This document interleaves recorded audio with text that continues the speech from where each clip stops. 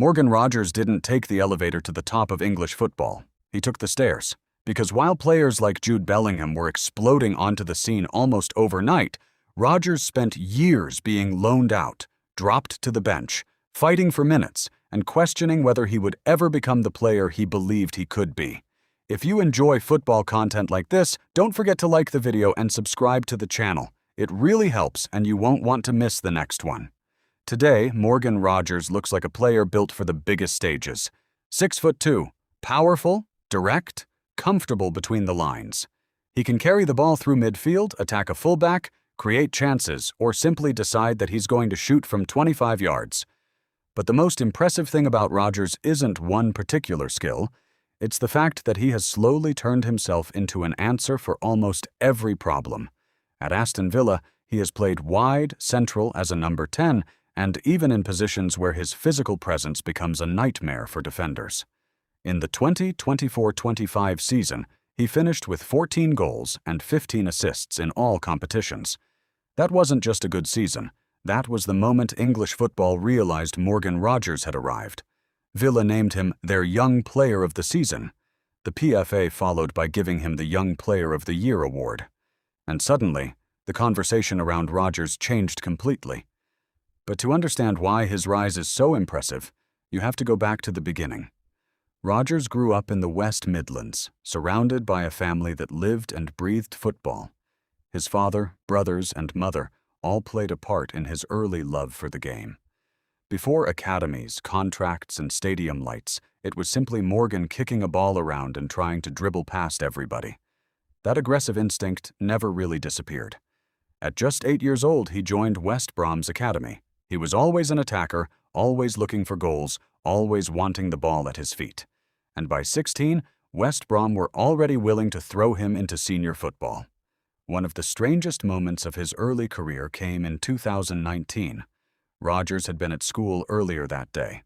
Then he went straight into first-team training, and later made his senior debut against Brighton in the FA Cup.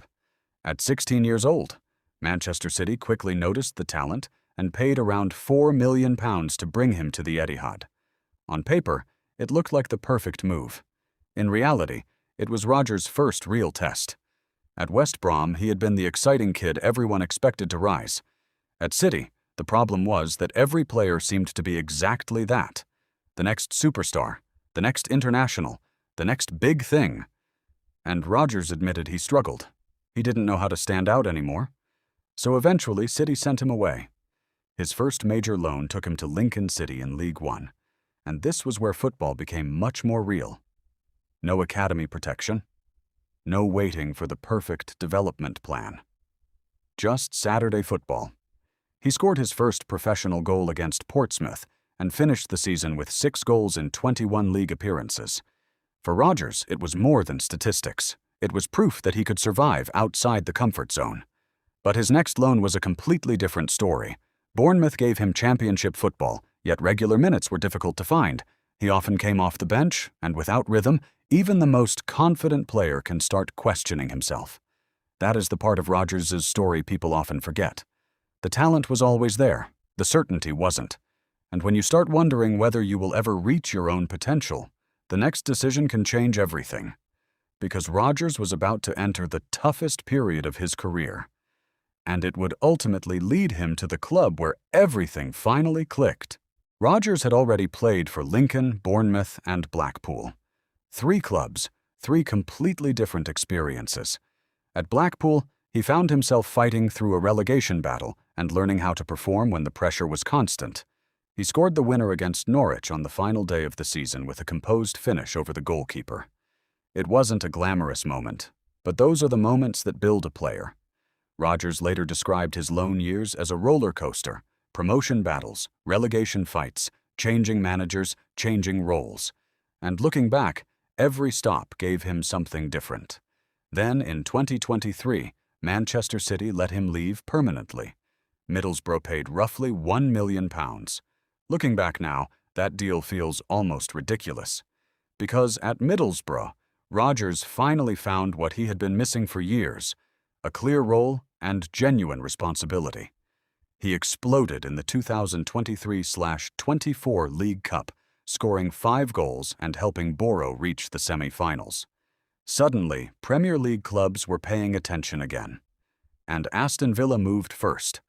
Unai Emery saw a player with the physical tools, the technical quality, and something even more important: the hunger created by years of being overlooked. Villa signed ROGERS for around £8 million in February 2024. Within days, he was making his Premier League debut. A few months later, he scored his first Villa goal, and then the growth became almost impossible to ignore. The following season, ROGERS turned into one of Villa's most important players. He wasn't just scoring and assisting, he was changing the way Villa attacked. The Champions League made that obvious. Against Celtic, he scored a hat-trick, with 2 goals arriving inside the opening 5 minutes. Later, he scored against PSG as Villa continued their European adventure. By the end of the campaign, the numbers were extraordinary: 14 goals and 15 assists.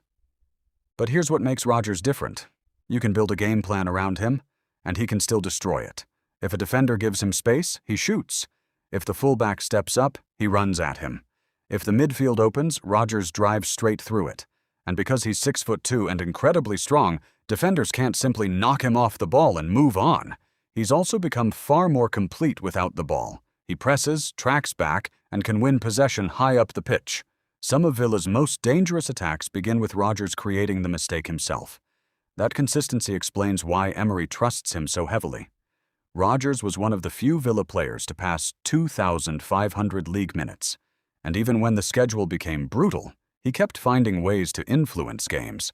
Against West Ham, he scored twice, including a stunning long-range winner. Against Southampton, with Villa struggling to break down a defensive wall, he moved inside and created the goal that sealed the match. And then came the biggest stage of all. The Champions League quarter-final against PSG. ROGERS scored in the first leg, adding another unforgettable chapter to a rise that had started with him playing football in his family's garden. By now, the question was no longer whether Morgan ROGERS was talented. The question was how far this could actually go. Even Jamie Carragher was openly calling him special after watching him produce another match-winning performance. And England eventually came calling. ROGERS made his debut in 2024 and scored his first international goal against Wales a year later. The comparison with Bellingham is fascinating. They grew up in the same region and even crossed paths in youth football. But their journeys couldn't be more different. Bellingham went almost straight to the top. ROGERS had to earn every step. And that may be exactly why he is now such a serious threat. He knows what it feels like to be overlooked. He knows what it feels like to sit on the bench and wonder if the dream is slipping away.